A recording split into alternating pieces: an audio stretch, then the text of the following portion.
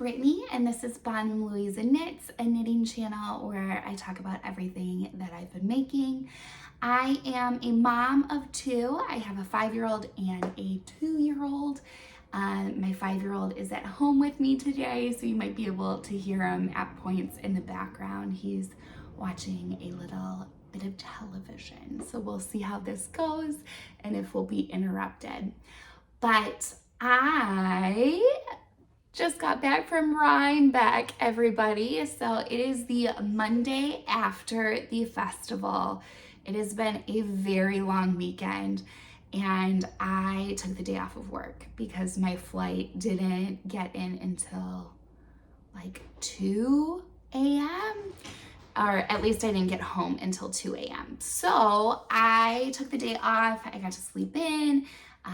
Got to hang out with my son a little bit this morning and just kind of unpack and rejuvenate from my vacation. I don't know if anybody else is like that. The vacation is supposed to like fill your cup, right? But my cup is full, but I needed today to kind of readjust and get back into the swing of things. So that is what we are doing. And I thought I should film a podcast just to let you know about my experience before I forgot everything about what happened this past weekend. So you might have noticed I have a new finished object. This is my step-by-step cardigan by Florence. I knit it in Noro Madara.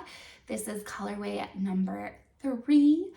And it was the perfect thing to be wearing around the festival on Sunday. So it was a little bit chillier in the morning, but by the afternoon it had warmed up, and having a cardigan that I could unbutton or, roll up those sleeves a little bit was just perfect. So this was definitely a good pick, a good cast on, and I know that I'm gonna get a ton of wear out of it. So you might be wondering, what else have I been doing?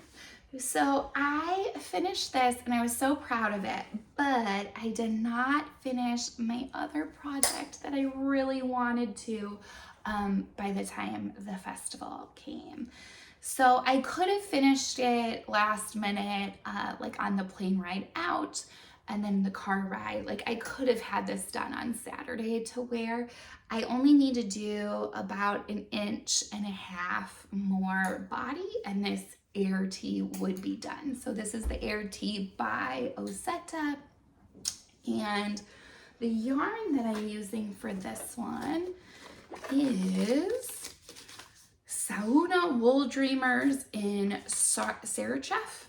And I love this yarn. It is so lightweight and it looks really natural, this colorway. So one of the things that I noticed at Rhinebeck that I'm definitely drawn to is the more natural sheep fibers and bases. Like I just think there's something so beautiful about those.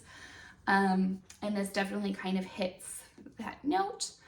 On the back, there's this panel that kind of runs along mid-back shoulder, and then it is drop shoulder.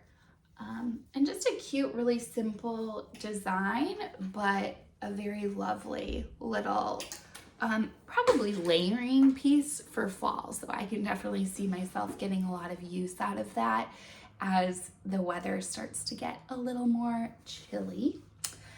And I had a little bit of a panic on Thursday when I was packing because I realized very quickly that it's hard to pack for a weekend trip when you know that you're going to be purchasing things and you also know that you're not checking a bag. So I packed in a carry-on, and that is never my preference, but it is more economical. So I flew out on United and they charge you for checking a bag. And I just thought that would be ridiculous for me to be checking a bag for like a 3-day trip. So I had to get very strategic with my packing plans. So I wore a knitted sweater on the plane.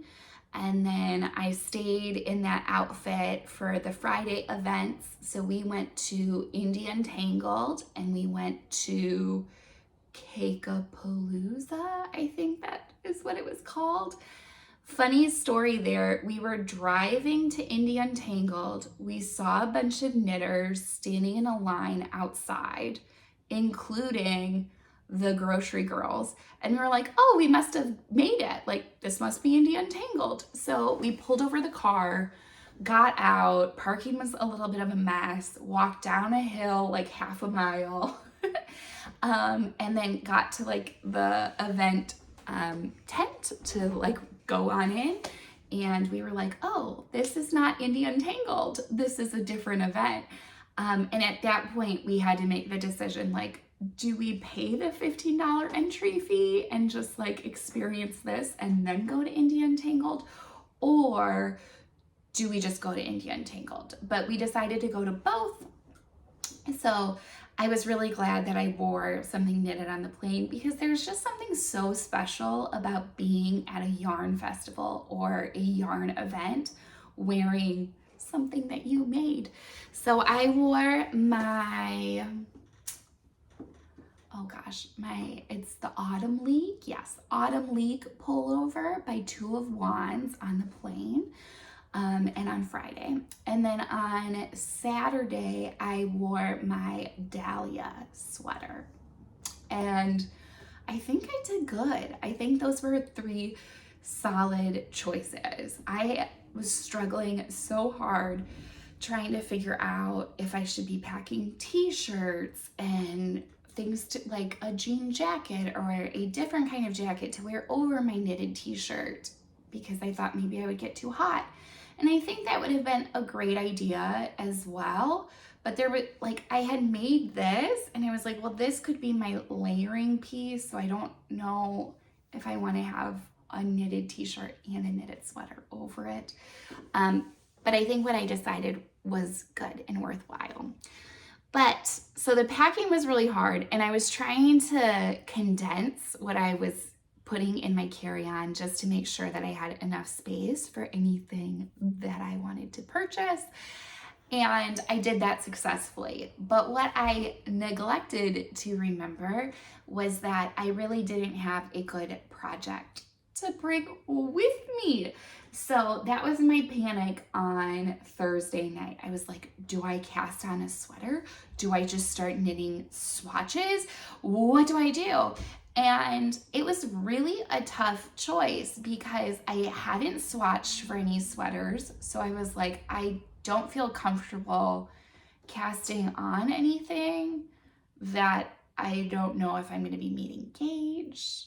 And I didn't know how much I was actually going to be knitting on it. So I was like, And then sweaters for me require multiple balls of yarn, which I think for most of us they do. So I was like, that's going to take up a lot of space.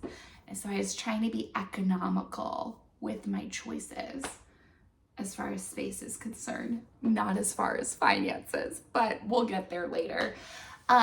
So then I was like, I should just cast on a pair of socks.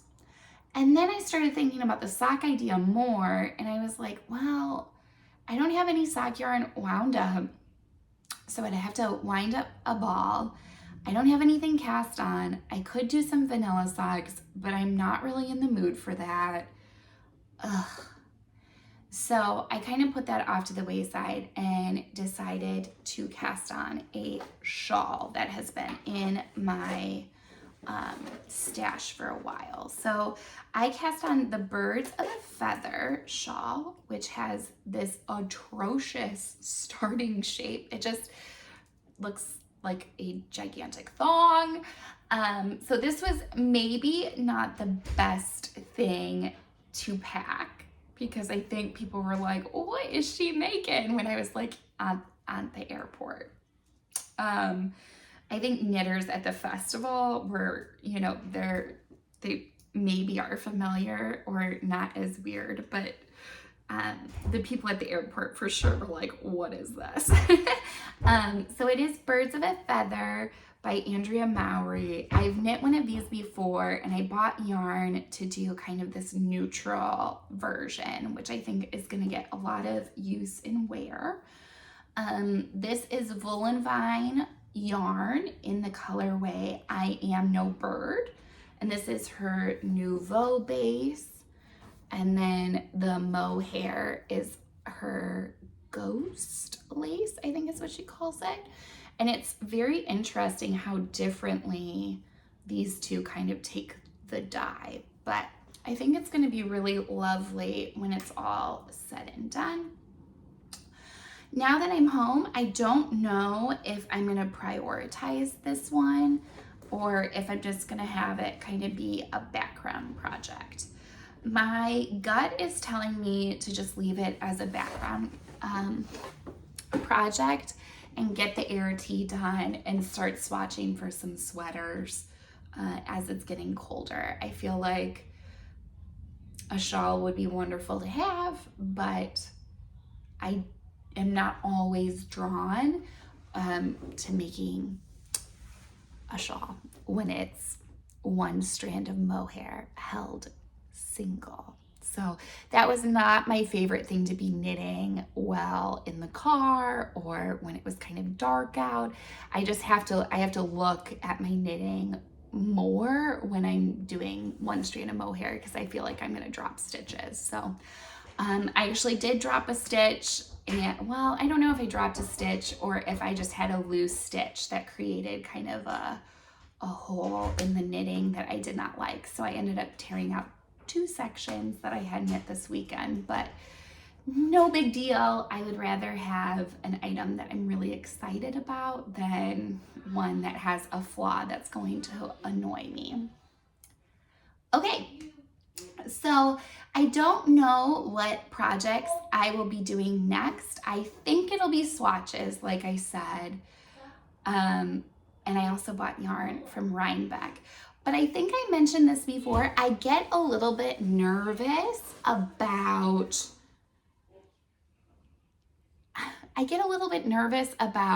not using the yarn that has been in my stash the longest. So I feel a little bit sad not using it and going for the newer yarn first. I don't know. I don't want to disappoint my yarn. So we'll kind of see when I start to knit these Rhinebeck things if it will be a ways in the future. Hopefully before next fall, I will have them done. Otherwise, I'm going to feel a little bit silly for having this much yarn in my stash. But to each their own. There are a lot of people that love collecting yarn as well. So no judgment here. Okay, so I bought all of my yarn on Friday. I actually did not buy any at the New York Sheep and Wool Festival, which I think was really shocking to me and probably really shocking to the girls that I went with because they had kind of an even mix. And in one case, she was the exact opposite of me. She bought all of her yarn at the New York Sheep and Wool, and I bought all of my yarn at Cakapalooza and Indian Tangled. So I'll probably start with that first. If you guys just wanted to kind of learn about the knitting, this is probably all I'm going to talk about is the Rhinebeck weekend. So if this is not interesting to you, I will see you next time, and I hope you all have a wonderful rest of your week, and we'll catch up hopefully later. Okay, so I have my yarn bag here. I bought a sweater quantity of this beautiful yarn. This is called Fog. It's a Surrey silk chonk is what it's called. And I believe it's a worsted weight, and it came from Cape Maine Fiber Company. And I'm gonna make a Cumulus blouse out of this. So I thought this was just a wonderful find. I had knit a Cumulus blouse before, but I held it with mohair and that was too itchy. So I think it was 2 strands of mohair held together. And I decided, wouldn't it be nice to just get like a DK weight alpaca kind of fluffy yarn? And I think it's gonna do the same kind of an effect, but it should be a lot more soft for me. So I'm really, really excited about that purchase. The next yarn purchase I made came from the Red Pansy, and I got these 2. So this one is Traveler Sock, which is a superwash merino fingering weight in the color Sienna Hills. And then this one over here is also Sienna Hills, but this is their Surrey alpaca silk base. So I thought these were gonna be beautiful together. I don't have anything that's orange in my wardrobe, but I think it's gonna be a good color on me. Let's hope. So I'm really excited. This one is going to be it's by Hoki Yokoteli. It's the Elton Pullover. So sweater quantity of this. And then I got one more sweater quantity from Red Stag Fibers in this beautiful like charcoal gray black. This is their Dhaka sock based and the colorway Stone Gate, which is a 70% superwash merino, 20% yak, 10% nylon. Now I had no intention of buying this, and they had a knitted sample of the Caitlin Hunter Stromboli t-shirt. And I was feeling it and looking at it and going, ooh, I need to have that too. So I bought a sweaters quantity, which it's a t-shirt pattern, so it was only 3, which I felt like was a good purchase.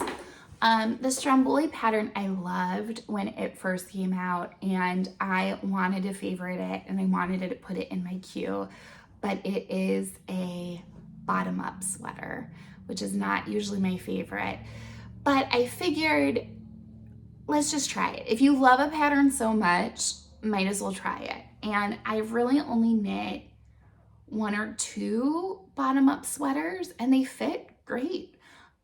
So I think it's time. I think it's time to try again. Now that I've knit a few sweaters, I feel like I have a better gauge of, a better understanding or idea of how long I need to make things before sleeve separation and things. So fingers crossed it will work out great.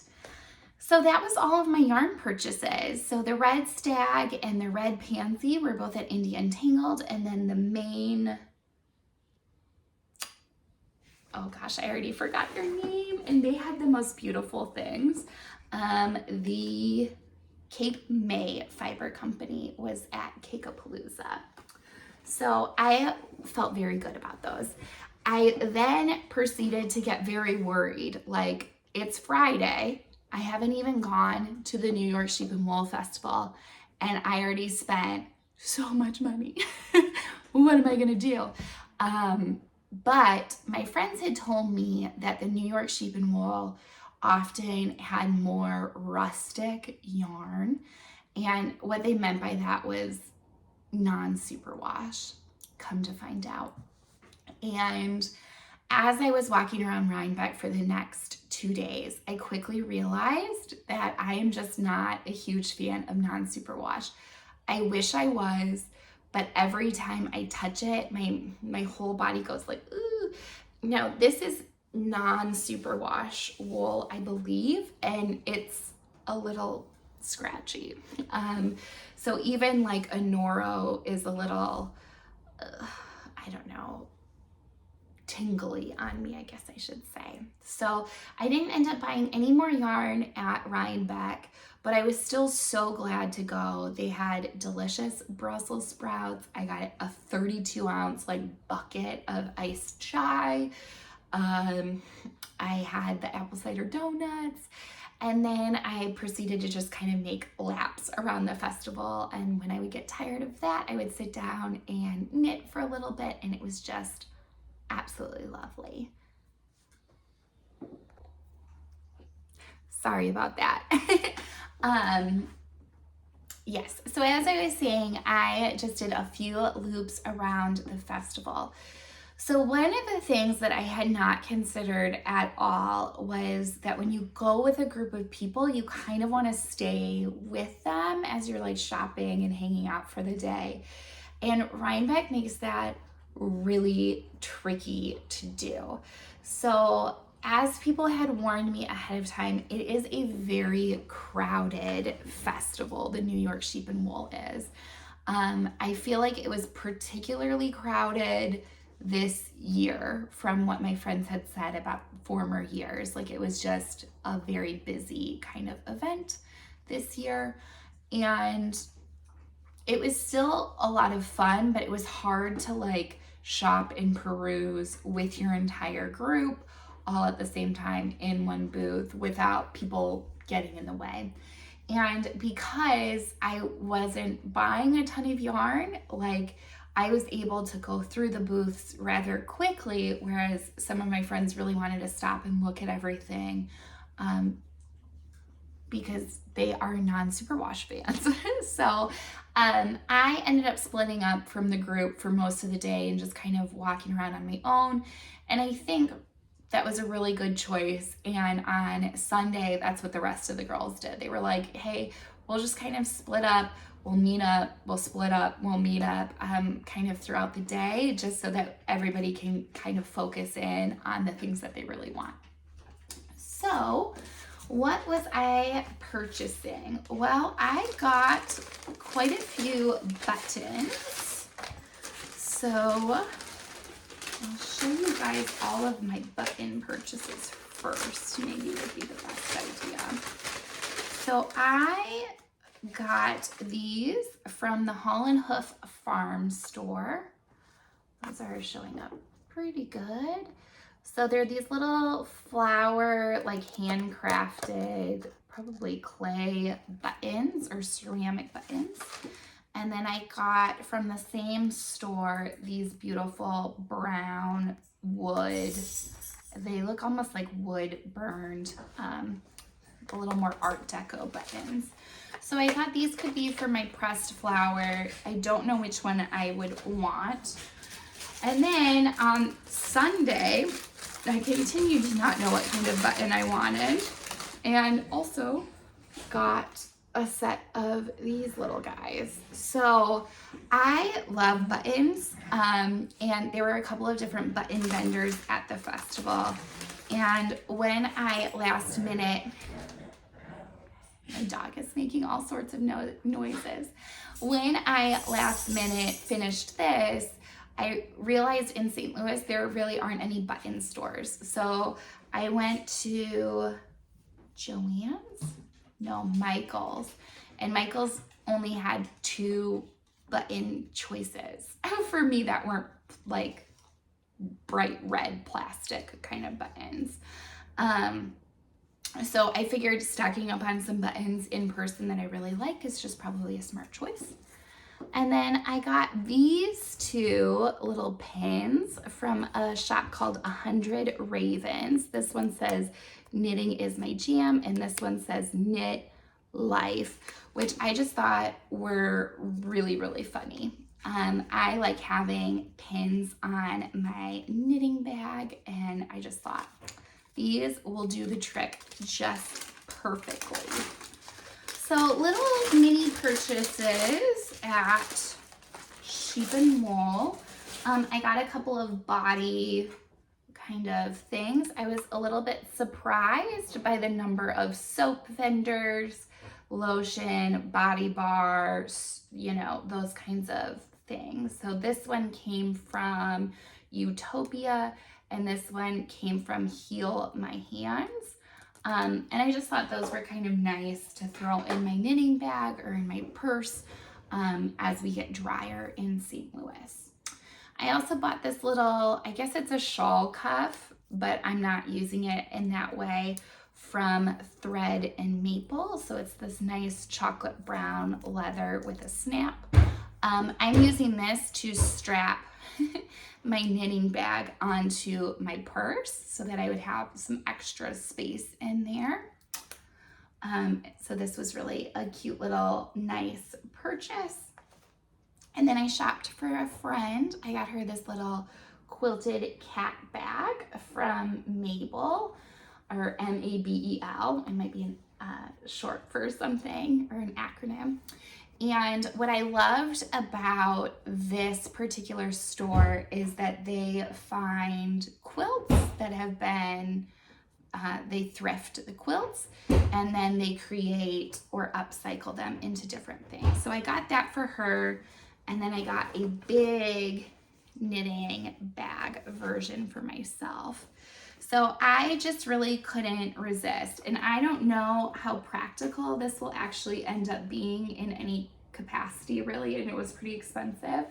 But it reminded me so much of a quilt that I had on my bed growing up that I just I felt like I really needed it. I really wanted it. It was nostalgic for me. So I'm excited about propping that up someplace. It's not a good transport knit bag because it doesn't have like stamps or a drawstring, so I'd be worried about things falling out, but like a glorified basket, this will be wonderful for that. So those were all of my purchases. Just a couple of other little things about Rhinebeck in case anybody has not gone and you're watching this and you're like, oh, I really want to go and I don't really know what's going on. Similar to how I was feeling the week prior. I would just say that it lives up to expectations, or at least it did for me. I really thought that people were kind of exaggerating or just kind of complaining to complain about there being lots of crowds and it being hard to shop. Those were true things. It for sure was crowded. I'm not one to get super claustrophobic. I'm 6 feet tall almost, and I have presence. So I feel like people kind of give me my own personal space when I'm in a crowded area. And even if I am really crowded, I can see over everybody still. That's probably the biggest thing. So the crowd didn't really bother me too much because I could just like see over everybody's heads into the booth still. But my shorter friends, I think, were definitely feeling the crush or the squeeze as they were going through the vending booths. I think the other thing that I did not really consider, so I don't know if I shared this or not, but I dislocated my knee about a week. Yes, exactly 1 week before the event. And I just have a knee brace. My orthopedic doctor was like, you could wear crutches or use crutches if you want, but if you're feeling comfortable walking on it, like that's fine. We're gonna do an MRI actually tomorrow morning, and then I meet with the surgeon on Wednesday to see exactly what we need to do. But it's a very spread out event at Rhinebeck. So we parked probably a half mile away from the event entrance. Yeah, and then up hills, around curves into, I don't know, paved, unpaved kind of pathway areas. So my leg is hurting a little bit today. I think it probably would have been fine if I wasn't already going through 2 airports there and back. Like that also was quite a bit of walking on it. But if you do have mobility issues like bad knees, bad back, bad ankles, bad hips, I can see how that would be a really big challenge for you to go the whole time period on both Saturday and Sunday and do any of the stuff on Friday before. Like it's quite a bit of walking. Cumulus was really condensed, kind of in one area, but having things spread out is really nice for crowd control. So there's not really anything that they can necessarily do to make that better. I don't have any suggestions, but it is just one thing to kind of take note of if you are in some pain when you're walking. It was not miserable by any means, but I was like, ooh, okay, I need to find some place to sit. And they did actually have quite a few places to sit around. You had to be a little bit clever because they weren't all traditional like sitting spots, but little stone walls and cement kind of barricades I would plop down on throughout the day. All right, I don't think I have anything else to share. I loved my experience. I think now I know a little bit more about what I like as far as yarn purchasing and kind of where I want to go in the future with some projects. It was so fun to see all of the people in their sweaters. It was so fun to see podcasters in real life. So many people are different heights than what I kind of envision them being, so that was really fun. Yes, just so many friendly people, so many people asking, what sweater did you make? What yarn is it? How long did it take you? Just really fun things throughout the day. So highly recommend, if not going to the New York Sheep and Wool Festival, finding a festival close to your area, I think is definitely something that you can do that just makes you feel more like a part of the community. All right, that's my cue. So I hope you all have a good rest of your day, and I will see you next time. Thanks, everybody.